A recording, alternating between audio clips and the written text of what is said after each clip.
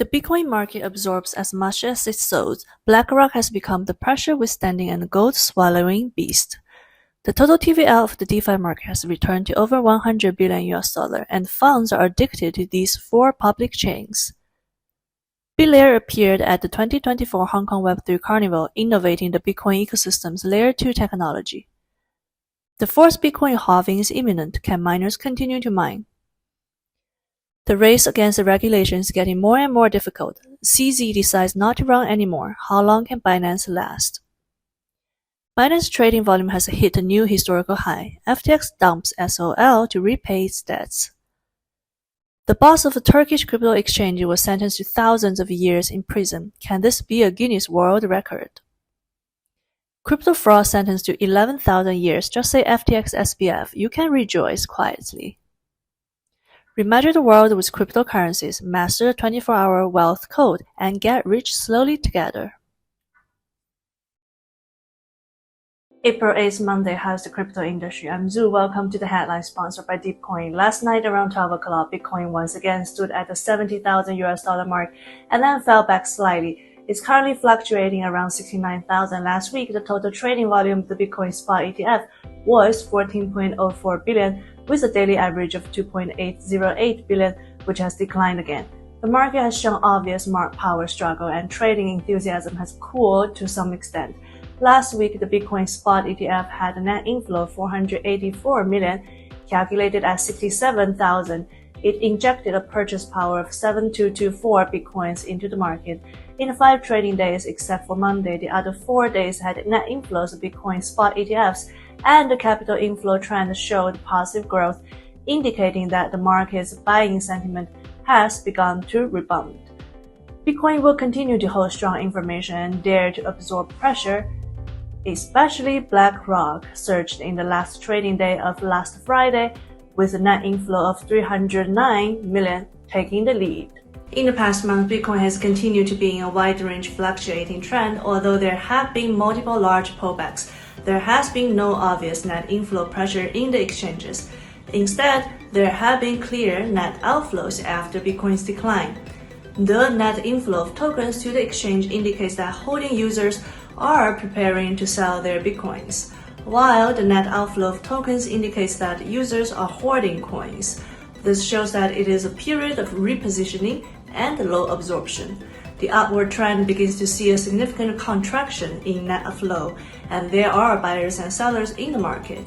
Currently around $72,000, there is still strong selling pressure, and enough orders need to be digested before the market has the possibility of moving upward. It takes some time to create a space. For example, the last attempt to break through 73,000 took nearly a month. Do you think there's a chance to break through this time? With the rebound in Bitcoin prices and the on-chain market has also become more active, risk-averse and observant funds have also flowed back, and the total TVL of the DeFi market has returned to the 100 billion level. Data shows that in the past 7 days, the trading volume of Ethereum-based DEX was 15.618 billion, ranking first with an increase of 4.91% in 7 days.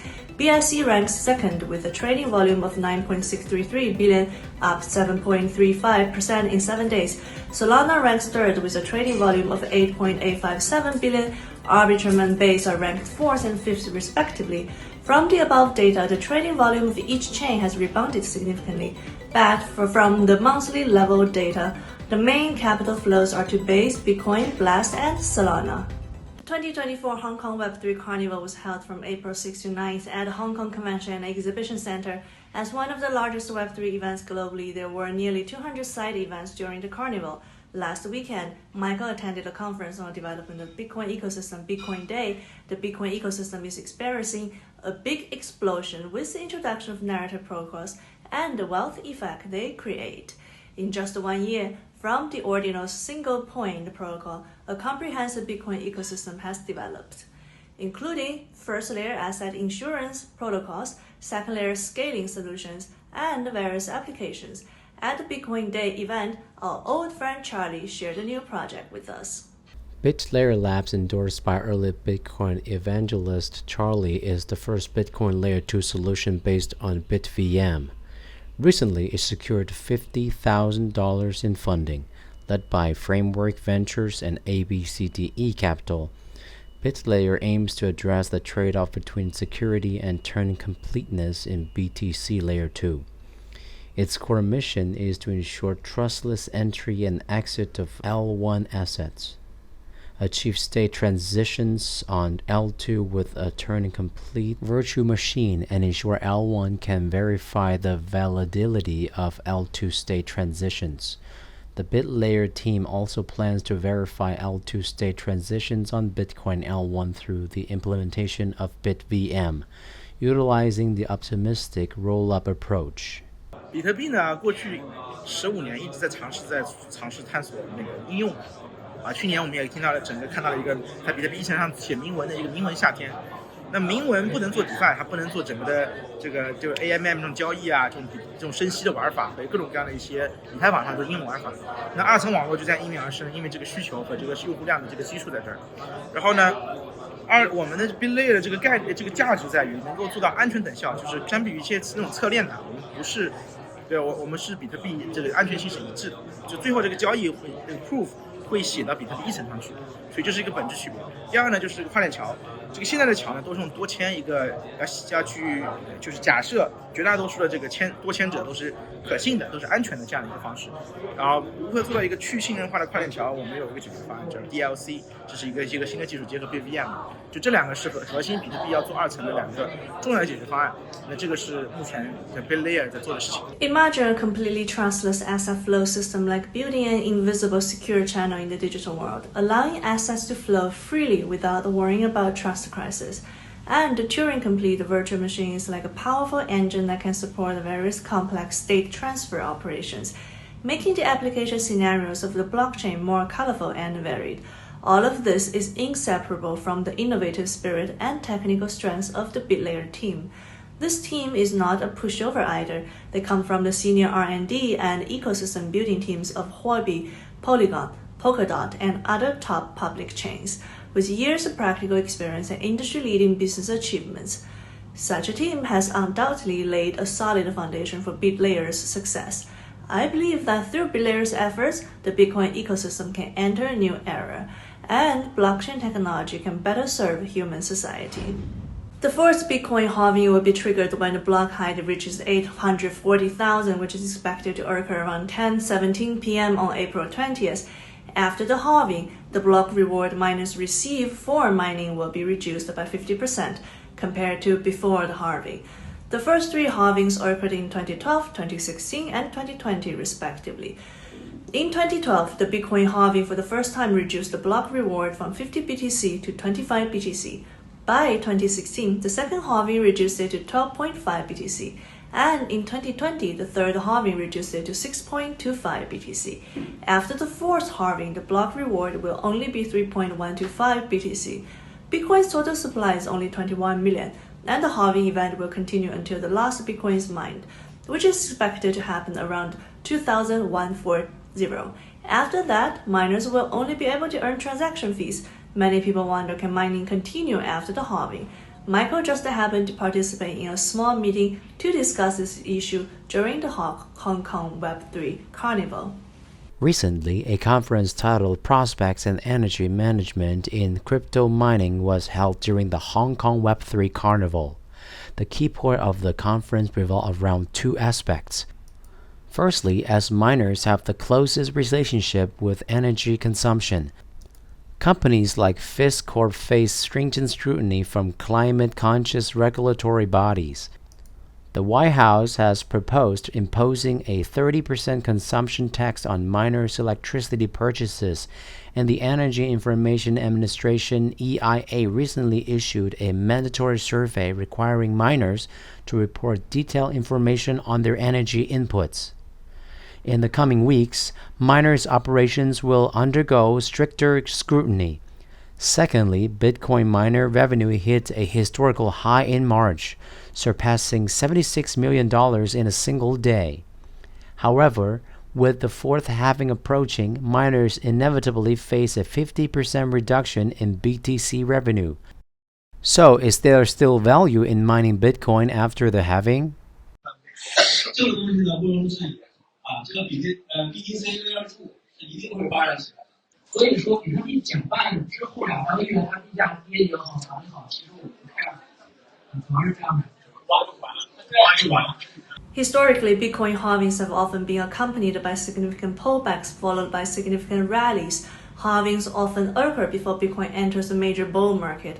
However, it is worth noting that the fourth halving has not yet occurred, but Bitcoin has already hit new highs in March, which is the first in previous halving cycles. Honestly, I'm not worried about this halving, just looking at the current development of the Bitcoin ecosystem. Miners can make a fortune from just the transaction fees alone. Mining is the only opportunity for the common people to get rich without relying on ability or connections. Missing it is normal. First, because no one told you, and second, because you didn't believe it. The current spot price is already a price you can't reach. We let you own Bitcoin at a cost of $20,000, which is more than a third of the current spot price. Who would do this kind of deal and lose money? Even before the end of 2022, when FTX, the largest competitor of the global cryptocurrency exchange Binance, collapsed, the market had speculated that the towering Binance would become the next target of regulatory crackdown. Sure enough, in less than half a month after FTX declared bankruptcy, the Singapore police force launched a financial crime investigation into Binance. In March and June of last year, the US CFTC and SEC successfully sued Binance CZ Zhao Changpeng. In the early morning of November 22 last year, CZ suddenly announced his resignation as CEO of Binance, and Binance's former global head of regional markets, Richard Tan, took over. At the same time, the US government agencies announced that CZ and Binance had reached a settlement with the US Department of Justice and paid a $4.3 billion settlement fine. Many believe that Binance's hegemony in the cryptocurrency exchange era will gradually fade away with CZ's downfall. However, a recent data report released by the cryptocurrency analysis platform CC Data shows that Binance is still the strongest player among cryptocurrency exchanges. Let's take a look. Despite facing regulatory crackdowns, reports indicate that Binance saw a user growth of over 40 million in 2023. Representing a nearly 30% increase from the previous year. In March 2024, Binance's spots trading volume surged by 121% to reach $11.2 billion, a 2.3% increase from February. Throughout March, Binance's overall market share also increased by 1.04% to reach 44.1%. Additionally, in derivatives trading, Binance witnessed an 89.7% increase in March, reaching $2.91 trillion, the highest level since May 2021. It seems Binance is making a recovery, largely attributed to its long-standing commitment to protecting customer funds. 表面看呢，可能大家会觉得说，是CZ 和 Sam 在斗法，但是我觉得本质还是说。本身 FTX 是没有风控，也没有这个用户的钱和自己的钱的概念。就交易所它不是银行，就是你是银行，你可以拿用户的资金去做这个贷款，对吧？你可以去做别的，对。但是交易所不是银行，交易所就是交易所。那你放在这个叫什么？就是股票交易市场的资金，那你可以拿去动吗？不可以吧，对吧？ What He said is correct. User trust is the foundation for the survival of cryptocurrency exchanges. Binance has been able to stand firm in the industry even after CZ's downfall, relying on user trust. As for Binance's former competitor FTX, is currently sorting out its compensation plan, saying it will repay creditors before the end of 2024. As an early investor in Solana, FTX has 41 million SOL tokens subject to a 4-year lockup constraint and cannot be traded in the market. Over the past 12 months, SOL has grown 743%. To repay its debts, the approved FTX has sold 30 million of the locked SOL tokens at $64, bringing about 1.9 billion for creditors. I still remember that before his sentencing, SBF strongly recommended the purchase of SOL tokens to many people. It has to be said that in supporting Solana, SBF's investment vision was indeed insightful. Perhaps using the popular Solana to repay debts is also FTX's final pride.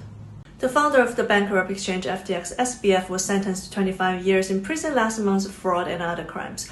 However, compared to Faruk Fatih Ozer, the founder of the Turkish cryptocurrency exchange THEDEX, who committed similar fraud crimes, this may be a small case. Reviewing Ozer's legendary experience, it has been quite a roller coaster. THEDEX was once one of the largest cryptocurrency exchanges in Turkey. In April 2021, the exchange suddenly collapsed, and the founder Ozer also disappeared, leaving more than 400,000 platform customers in bewilderment. The approximately $2 million worth of cryptocurrencies deposited on the platform vanished overnight. Ozer's escape journey was also bumpy. He first fled to Albania and was arrested in August 2022 after Interpol issued a red notice. Last April, he was extracted back to Turkey and was immediately detained by the police upon return and charged with establishing and managing a criminal organization, fraud, money laundering, and other crimes. Following the conviction, Faruk Fatih Ozer was ultimately sentenced by the court to a staggering 11,196 years in prison, along with a fine of approximately $5 million. Many speculate that Ozer's lengthy sentence is mainly due to being charged with 2,027 different crimes, with the sentence being the cumulative total of these offenses. Some also believe that Ozer showed a clear lack of remorse. During the trial, he told the court that if his intention was to commit a crime, he wouldn't have acted so amateurishly. Currently, Ozer is serving his sentence in prison, a place where even 3 lifetimes might not suffice. Yes, you heard it right. It's 11196 years. The THEDEX collapse caused a sensation in Turkey at the time because in Turkey, cryptocurrencies were used to hedge against the high inflation and the sharp depreciation of the lira. The Turkish people are suffering from high inflation with a CPI year-on-year increase of 68.5% in March this year. As for Faruk Fatih Ozer being sentenced to a heavy sentence, the people are putting their money into your platform to hedge against high inflation, and you went and squandered it all. No wonder the judge didn't go easy on you. Compared to this, SBF's 25 years doesn't seem that harsh. You can just quietly enjoy it, don't cause any more trouble. Data from Into the Block shows that the total market capitalization of meme coin has nearly doubled in 2024, with the memetic season pushing meme coin's market cap to over $56 billion. In Brazil, Bitcoin Lightning Network payments have become a popular way for everyday transactions in tourist cities such as Jericoacoara, São Tomé das Letras, and Rolante. These 3 cities are located in the northern, central, and southern regions of Brazil, with Bitcoin adoption being driven by local nonprofit initiatives. Decentralized liquidity staking protocol Ether.fi announced on the X platform that it will launch its second liquid vault next week, which is a dollar-neutral strategy in the market. According to a post on the Ord.io Runic browser, the Bitcoin halving is expected to occur on April 20th. This means that as of today, there are only 13 days left until the Runes protocol goes live on the mainnet. Recently, Uniswap announced on the X platform that UniswapX is now live on the interface, offering optimal prices for trades. Okay, that's the main content of today's program. If you think our channel is valuable, feel free to share and follow. You can also become our member. You can see our member benefits by clicking the top right corner. Our channel focuses on curating valuable news from the crypto industry, blockchain industry, and mining circle. From Monday to Friday is news information, and Saturday to Sunday is in-depth special reports. You can get our wealth codes from Monday to Friday, as well as industry articles from our special authors. Let's get rich slowly together. See you tomorrow.